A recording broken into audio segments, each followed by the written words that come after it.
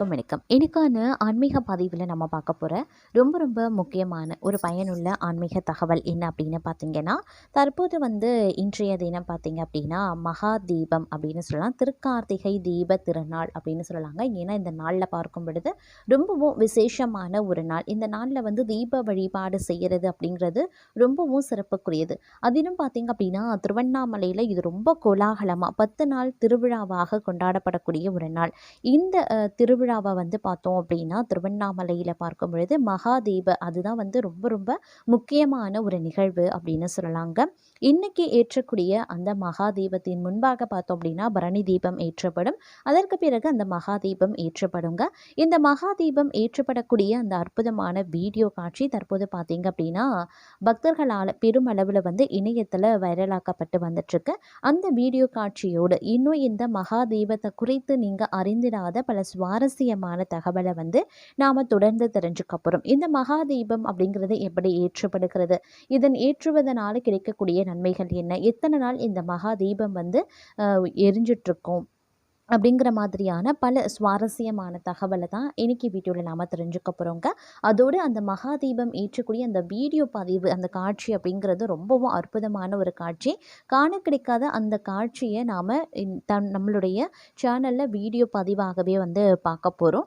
So இந்த பதிவு உங்களுக்கு பல வகையில் நன்மையையும் சுவாரஸ்யமாகவும் இருக்கும். ஸோ வீடியோவை ஸ்கிப் நாம் கடைசி வரைக்கும் பாருங்கள். வீடியோக்குள்ளே போகிறதுக்கு முன்னாடி இது வரைக்கும் நீங்கள் நம்ம சேனலை சப்ஸ்கிரைப் பண்ணலை அப்படின்னா உடனே சப்ஸ்கிரைப் பண்ணிக்கோங்க. அப்படியே பக்கத்தில் இருக்கக்கூடிய நோட்டிஃபிகேஷனுக்கான பெல் பட்டனையும் ப்ரெஸ் பண்ணிக்கோங்க. சரி நேயர்களே, வாங்க வீடியோக்குள்ளே போகலாம். கார்த்திகை தீப திருவிழாவை ஒட்டி உலக பிரசித்தி பெற்ற திருவண்ணாமலை அண்ணாமலையார் கோயில் சன்னதியில் பரணி தீபம் ஏற்றப்படுங்க. அதாவது அதிகாலை 4 மணியில் அண்ணாமலையார் கருவறை முன்பாக சூரிய சந்திரன் எதிரெதிரே ஏகன் அநேகனாக மாறும் தத்துவத்தை விளக்கக்கூடிய விதமாக கோயிலின் கருவறையில் இருந்து கொண்டு வரப்பட்ட தீபத்தினை கொண்டு 5 மடக்குகளில் பார்த்தோம் அப்படின்னா பரணி தீபம் ஏற்றப்படுது. அண்ணாமலையாருக்கு அரோகரா அப்படின்ற முழக்கம் வெண்ணை பிளக்க பெருந்திரளான பக்தர்கள் பரணி தீப தரிசனத்தை கண்டுகளித்தாங்க அப்படின்னு சொல்லலாம். திருவண்ணாமலையில் பரணி தீபத்தை தொடர்ந்து மாலைக்கு மகா தீபம் ஏற்றப்படுகிறது. மாலை 6 மணி அளவில் கோயிலின் பின்புறம் இருக்கக்கூடிய 2668 அடி உயரம் இருக்கக்கூடிய இந்த மலை உச்சியில் பார்த்தீங்க அப்படின்னா மகாதீபம் ஏற்றப்படக்கூடிய நிலையில் இன்றைய தினம் மகாதீபம் ஏற்றப்படும். மகாதீப தரிசனத்தை காண பார்த்தீங்க அப்படின்னா பல்வேறு பகுதிகளில் இருந்து லட்சக்கணக்கான பக்தர்கள் குவிந்து வர்றதுனால திருவண்ணாமலை நகரமே விழாக்கோலம் கொண்டிருக்கிறது அப்படின்னு நான் சொல்லணும். அதே மாதிரி திருவண்ணாமலையில் இருக்கக்கூடிய 2668 அடி உயர மலை உச்சியில் மகாதீபம் ஏற்றப்பட்டிருக்கிறதுங்க. அந்த மகாதீபத்தை ஒரு வீடியோ காட்சி தான் தற்போது நீங்கள் பார்க்க போகிறீங்க. நீங்கள் பார்த்துக்கிட்டு இருக்கக்கூடிய இந்த அற்புதமான வீடியோ காட்சி அப்படிங்கிறத பார்த்தோன்னா திருவண்ணாமலை உச்சியில் இருக்கக்கூடிய அதாவது 2668 அடி உயரமாக இருக்கக்கூடிய மலை உச்சியில் மகாதீபம் ஏற்றப்பட்ட ஒரு அற்புதமான வீடியோ காட்சி தாங்க. இந்த பதிவு அப்படிங்கிறது ரொம்ப பிரசித்தி பெற்ற ஒன்று அப்படின்னு சொல்லலாம். இந்த தீபத்தை காண லட்சக்கணக்கான பக்தர்கள் அனுமதிக்கப்பட்டாலும் மலை உச்சியில் இப்போ பார்த்தீங்க அப்படின்னா மழை பெஞ்சிட்ருக்கு அப்படிங்கிறதுனால குறைந்த அளவில் மட்டுமே பக்தர்கள் அனுமதிக்கப்பட்டிருக்கக்கூடிய சூழ்நிலையில் இந்த வீடியோ எடுக்கப்பட்டிருக்கிறது. இந்த வீடியோ தற்போது பார்த்தீங்க அப்படின்னா இணையத்தில் பல பக்தர்களால் பகிரப்பட்டு வந்துட்டுருக்கு அப்படின்னு சொல்லலாம். இந்த பதிவை பார்த்துட்டு இருக்கக்கூடிய அனைவருமே பார்த்தீங்கன்னா அரோகரா அப்படின்ற அந்த கோஷத்தை எழுப்பி தங்களுடைய பக்தி பரவசத்தை பக்தர்கள் வெளிப்படுத்தி வந்துட்டுருக்காங்க அப்படின்னு தாங்க சொல்லணும். அது மட்டும் இல்லாமல் மகாதீபத்தை ஒட்டி ஜிஜி அஸ்ரா கார்க் தலைமையில் 15,000 காவலர்கள் திருவண்ணாமலை மாநகராட்சி முழுவதும் பார்த்தீங்கன்னா பாதுகாப்பு பணியில் ஈடுபடுத்தப்பட்டிருக்காங்க. கார்த்திகை தீப திருவிழாவை ஒட்டி திருநெல்வேலி நெல்லையப்பர் கோயிலில் பிரத்யேக கொப்பரையில் பரணி தீபமும் ஏற்றப்பட்டிருக்கிறது. நெல்லையப்பர் கோயிலில் திருக்கார்த்திகை தீப திருவிழா 2 நாட்கள் நடைபெறுதுங்க. முதல் நாள் பரணி தீபமும் 2ஆம் நாள் ருத்ர தீபமும் ஏற்றப்படும். இதன்படி பரணி தீபத்தை முன்னிட்டு சுவாமி சன்னதி முன்பு அமைந்திருக்கக்கூடிய விநாயகர் நெல்லையப்பருக்கு சிறப்பு பூஜைகளும் நடத்தப்பட்டு சுவாமி முன்பிருந்து தீபம் எடுத்து வரப்பட்டது அப்படின்னு சொல்லலாம். அதாவது சுவாமி சன்னதி மகா மண்டபத்தில் பிரத்யேக கொப்பரையில் வந்து அமைக்கப்பட்டிருந்த திரியில பரணி தீபம் வந்து ஏற்றப்பட்டு சிறப்பு பூஜைகளும் நடந்திருக்கு. ருத்ர தீபம் ஏற்றும் நிகழ்வுக்காக கோயிலில் பரணி தீபம் 24 மணி நேரம் தொடர்ந்து எரியக்கூடிய வகையில் ஏற்பாடுகள் வந்து செய்யப்பட்டிருக்கிறது அப்படின்னே கூட சொல்லலாம். இந்த திருவண்ணாமலையில் அதிகாலையில் ஏற்றக்கூடிய அந்த பரணி தீபம் அப்படிங்கிறதும் வந்து ரொம்பவும் விசேஷத்திற்குரியது அப்படின்னு சொல்லலாம். திருக்கார்த்திகை தீபம் அப்படின்னு சொன்னாலே நம்மளுடைய நினைவுக்கு முதல்ல வருவது திருவண்ணாமலை தாங்க. நினைத்தாலே முக்தி தரக்கூடிய இந்த அற்புதமான தலத்தில் ஏற்றப்படக்கூடிய பரணி தீபமாகட்டும், மாலை நேரத்தில் ஏற்றப்படக்கூடிய மகா தீபமாகட்டும் ஆகியவற்றை காண லட்சக்கணக்கான பக்தர்கள் திரள்வாங்க. பரணி தீபம் அதிகாலையிலேயே ஏற்றப்படுவது விளக்கம். அருணாச்சல ஈஸ்வரர் சன்னதியில் ஏற்றப்படக்கூடிய 5 தீபங்களே பார்த்தீங்கன்னா பரணி தீபங்கள் அப்படின்னு சொல்லுவாங்க. ஈசனின் 5 தொழில்களில் குறிப்பிடக்கூடிய வகையில் இந்த தீபங்கள் ஏற்றப்பட்டு வழிபாடு செய்யப்படுதுங்க. பரணி தீப தரிசனத்தை கண்டா பாவங்கள் விலகும் அப்படிங்கிறது ஐதீகம். இந்த ஆண்டு கார்த்திகை உற்சவம் பார்த்தீங்க அப்படின்னா 24ஆம் தேதி தொடங்கி வெகு சிறப்பாக நடைபெற்று வந்துட்டு இருக்கு. அதனுடைய முக்கிய நாளான திருக்கார்த்திகை தினமான இன்று அதிகாலை 4 மணிக்கு திருவண்ணாமலையான திருக்கோவிலில் பரணி தீபம் ஏற்றப்பட்டது. பக்தர்கள் அண்ணாமலையாருக்கு பார்த்தீங்கன்னா அரோகரா அப்படின்ற கோஷத்துடன் பரணி தீபத்தை தரிசனமும் செய்திருக்காங்க.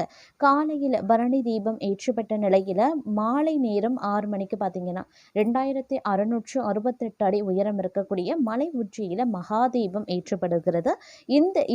இதை வந்து தரிசனத்தை செய்ய பல லட்சம் பக்தர்கள் வந்து வருவாங்க வந்துட்டு இருக்காங்க அப்படின்னு கூட சொல்லலாம். ஏன்னா இந்த தரிசனம் அப்படிங்கிறது வந்து ரொம்ப ரொம்ப முக்கியமான ஒரு தரிசனம் அப்படின்னு சொல்லலாங்க. ஏன்னா 7 ஜென்ம பாவங்களை போக்கக்கூடிய வகையில் இந்த மகாதீப தரிசனம் வந்து இருக்க பெறுகிறது.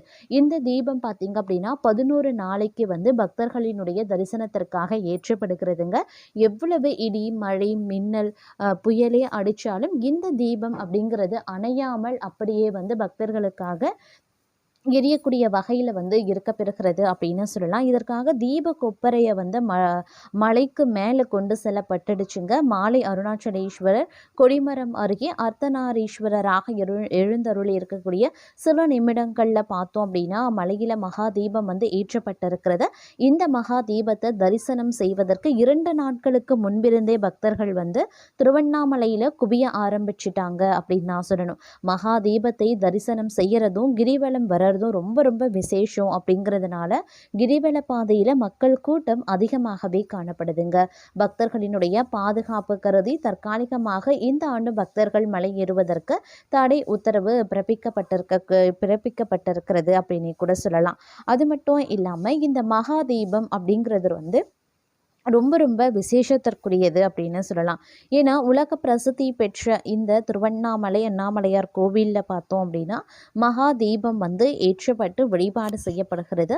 இந்த தீபத்தை காண்பதற்கு அப்படின்னே பார்த்தீங்கன்னா லட்சக்கணக்கான பக்தர்கள் வந்து இன்றளவும் வந்து வருகை புரிந்துட்டுருக்காங்க. தற்போது பார்த்தீங்க அப்படின்னா ஜோதியாக காட்சி தரக்கூடிய அண்ணாமலையார் சன்னதியில் வந்து பார்க்கும் பொழுது ஏகப்பட்ட பக்தர்களினுடைய வருகை அதிகபட்சமாக இருக்கிறது. ஒரு புறம் பார்த்தீங்க அப்படின்னா மழையினுடைய தாக்கம் இருக்கிறது அப்படிங்கிறதுனால மழையின் காரணமாக பக்தர்களினுடைய எண்ணிக்கை வந்து அது குறையும் அப்படின்னு எதிர்பார்க்கப்பட்ட நிலையில் அப்படி எதுவும் நடக்காமல் பக்தர்கள் மழையும் இடியையும் பொருட்படுத்தாமல் அருணாச்சலேஸ்வரர் அந்த மகா தீபத்தை காண பார்த்தீங்க அப்படின்னா திருவண்ணாமலையில் வந்து கூடிக்கொண்டிருக்கிறார்கள் அப்படின்னு தான் சொல்லணும்.